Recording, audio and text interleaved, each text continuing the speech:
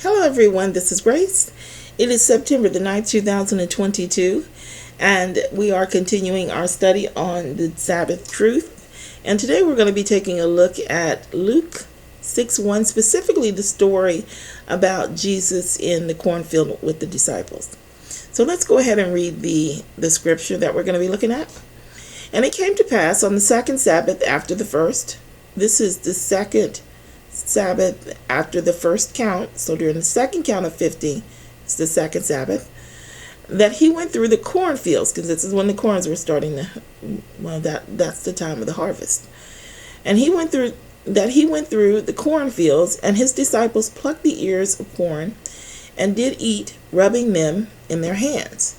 And certain of the Pharisees said unto them, Why do ye that which is not lawful to do on the Sabbath days? And Jesus answering them said, Have ye not read so much as this, that David did what David did when himself wasn't hungered? Can't read today. Let's try it again. And Jesus answering them said, Have ye not read so much as this, what David did when himself wasn't hungered, and they which were with him? How he went into the house of God, and did take and eat the shewbread, and gave also to them that were with him, which it was not lawful to eat, but for the priest alone. And he said unto them, that the Son of Man is the Lord also of the Sabbath. Okay, and we'll stop there. So that's the version in Luke. Let's look at the other versions of the story. So Mark chapter 2. And it came to pass that he went through the cornfields on the Sabbath day, and his disciples began, as they went, to pluck the ears of corn. And the Pharisees said unto him, Behold, why do they on the Sabbath day that which is not lawful? And he said unto them, Have ye never read what David did when he had need, and was an hungered, he and they that were with him? How they went into the house of God in the day of Abiathar the high priest, and did eat the shewbread, which is not lawful to eat but for the priests, and gave also to them which were with him. And he said unto them, The Sabbath was made for man, and not man for the Sabbath. Therefore the Son of Man is the Lord also of the Sabbath.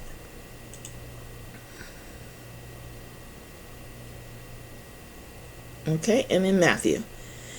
At that time, Jesus went on the Sabbath day through the corn, and his disciples were an hungered, and began to pluck the ears of corn and to eat. But when the Pharisees saw it, they said unto him, Behold, thy disciples do that which is not lawful to do on the Sabbath day.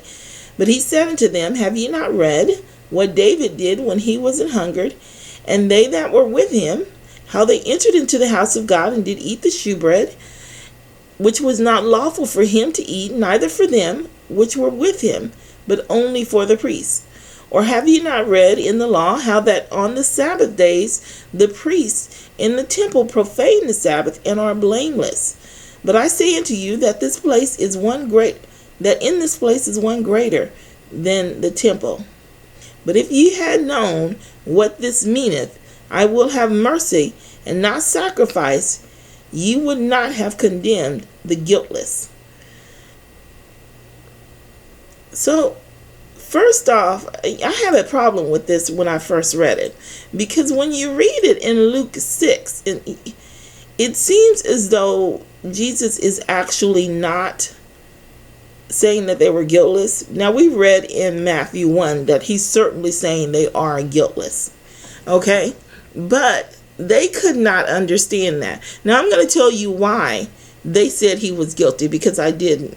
I understand this better now than I did when I did the original study. Okay? But let's rule out this rubbing of corn first. See, because this is not in all three stories. So this cannot be the problem. Rubbing the corn together. It had to be them in the field plucking the ears of corn.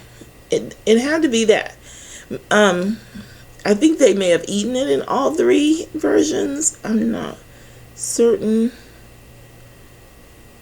No, they just plucked it here. So, and then in the last version, Well, they ate and plucked it here. But the only thing that's common in all three stories is that they plucked the ears of corn. And that is what the problem was as far as the Pharisees were concerned. See, the Pharisees had adopted a law that really wasn't a law. And they got that from Deuteronomy 16. We're going to go there. This is going to be repetition for those of you that are subscribed, but I want this to be a standalone study. So we're going to go and we're going to take another look at it for those that have not seen that study. So in Deuteronomy 16, not Deuteronomy 16, Exodus 16. Good thing I highlighted. It's like, wait a second.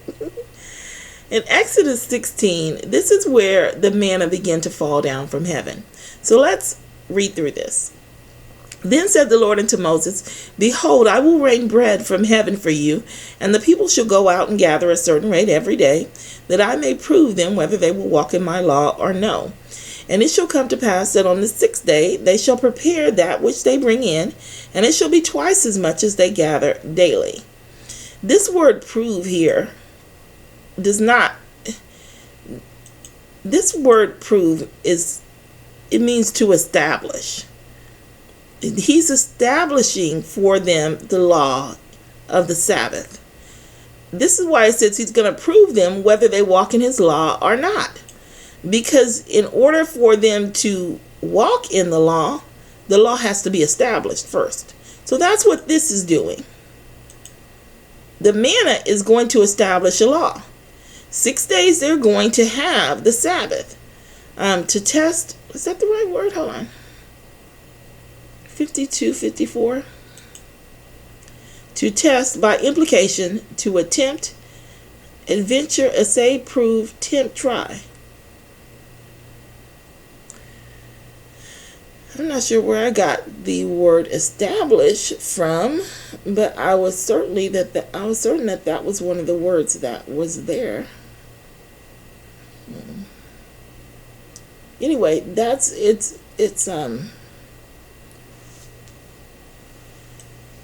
well,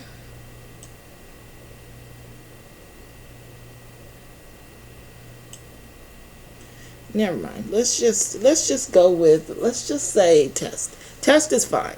That he may test them whether they will walk in my law or no. He's establishing the Sabbath here. 6 days they're going to have manna, and then the 7th day they're not. So they're not supposed to go out and gather. They're supposed to stay at home in their tents and not worry and rest on the Sabbath. That's the test. The law is established here, though. That's what this really means. I'm not sure. I'll have to go back and look at my old video and see. But and Moses and Aaron said unto all the children of Israel, At even ye shall know that the Lord has... We don't need all of this. Let's go down.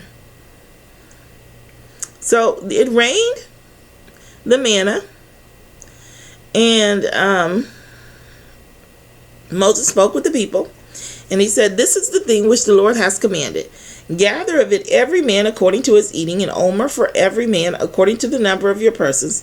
Take ye every man for them which are in his tents. And the children of Israel did so, and gathered some more, some less. And when they did meet it in omer, he that gathered much had nothing over, and he that gathered little had no lack.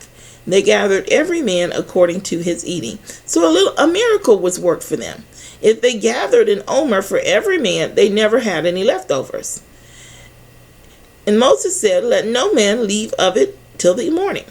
Notwithstanding, they hearkened not unto Moses, but some of them left out until the morning, and it left of it until the morning, and it bred worms and stank.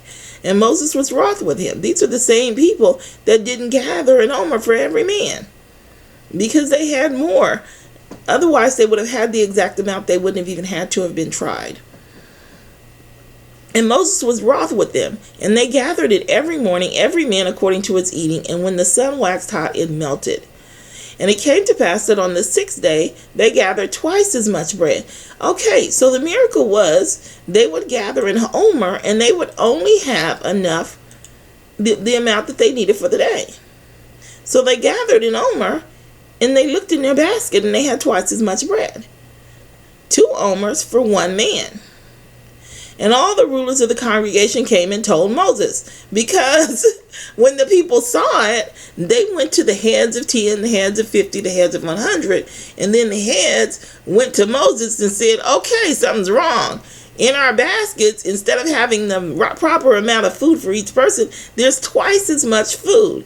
And what does Moses say? And he said unto them, this is that which the Lord has said. Tomorrow is the rest of the holy Sabbath. Where did he say it? He said it up here. This is what he was talking about proving the people. And then he tells how he's going to prove them. And it shall come to pass that on the 6th day you shall prepare. That this is the word here. This is the test. Prepare. This is the word establish here. I got it wrong. I put this together too quickly.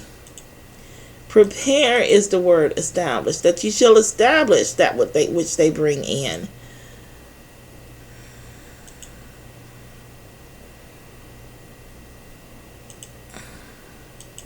Prove them is test them. And it shall come to pass that on the 6th day they shall establish that which they bring in. Establish the law according to what they bring in. And it shall be twice as much as they gather daily. Properly to erect, that is to stand perpendicular, hence causively to set up the law in a great variety of applications, whether literally, establish, fix, prepare, apply, or figuratively, to appoint, render sure, proper, or prosperous. They established the law of the Sabbath. It had already been established, but it's important, or it couldn't have been forgotten entirely, because they had to have been keeping the law in order to, for the Lord to bring them out of Egypt. So they knew already about the Sabbath, for sure, when they came out of Egypt and were keeping the Sabbath. He would not have brought them out in sin. So, but here it was being established. You don't work on the Sabbath.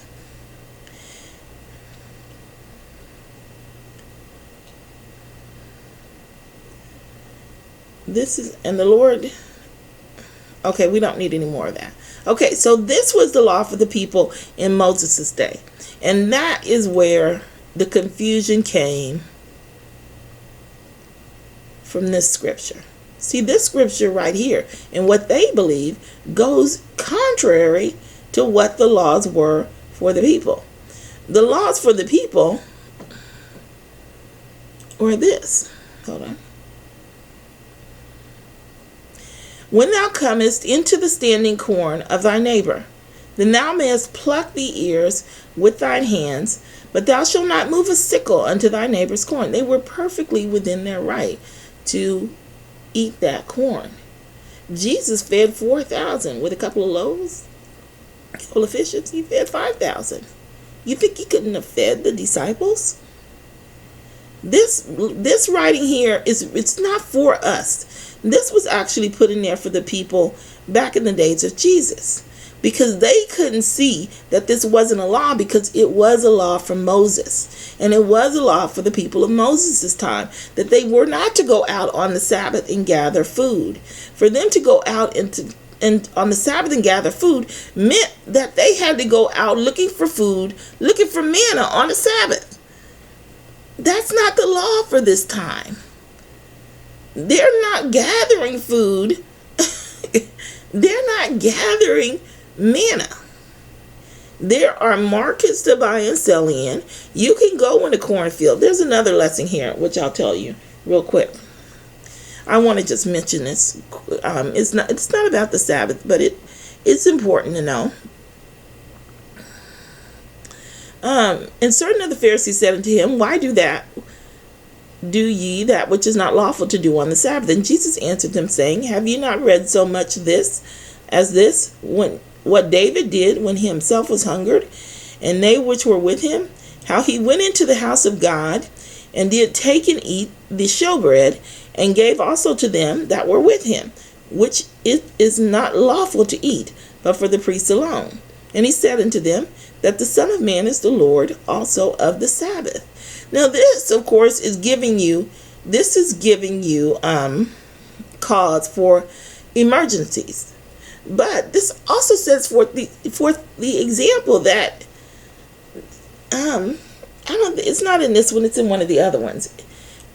I think it says the Sabbath was made for man. The Sabbath was made for man and not man for the Sabbath. Man takes precedence over arbitrary laws. Not just in emergencies, but in common sense applications. You have to understand that. I don't like that I said arbitrary laws. I don't like that I used that word. These are not arbitrary laws. We're talking about the laws of God. Man still, I couldn't have put it better. I can't put it better than it said here. The Sabbath was made for man, to make life better for man. Man wasn't made to keep the Sabbath. The Sabbath was put forth to make your life better and more harmonious. That's what all of the laws of God do. They're there to make your life good. So, yes, there was a law established by Moses for the people during his day, that they could not go out and gather food on the Sabbath. But that was the only food that they had. Going out, if you're poor, and getting food off of the branches on the Sabbath is not unlawful to do. That's why when we get to Matthew, it says they're guiltless. It's not because it's an emergency. It's because the law didn't exist. And the people back then didn't know it. They couldn't see it because they saw the law of Moses. It was too close to them. That's why this had to be put in the Bible. It's not for us. It doesn't even apply during our time. But the people of God, back in the time of Jesus, they had to see this. They had to have an example there so that they could see that this was nonsensical. We can see it in our time. Well, I mean, it was a hard struggle getting to the truth. But that's why this had to be in there specifically for the people of Jesus' time, so that they could make out the truth and see that as something separate that was done specially for them. This is not against the law. And that's why I had such a problem seeing it before, because it's not illegal. I just read past this too quickly.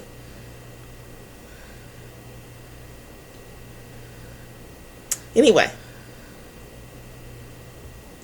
I covered everything. Hold on. Let me think.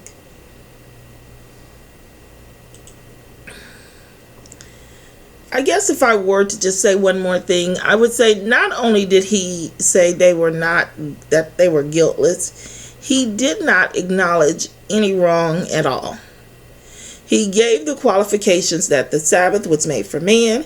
He gave the qualifications that in emergency situations, even if they were wrong, still in an emergency situation, it would have still been appropriate. But he never ever acknowledges, he never ever says that they were actually wrong. And in the end, he actually says they were guiltless. You are accusing the guiltless. So, I will leave it at that. And I will see you in the next video.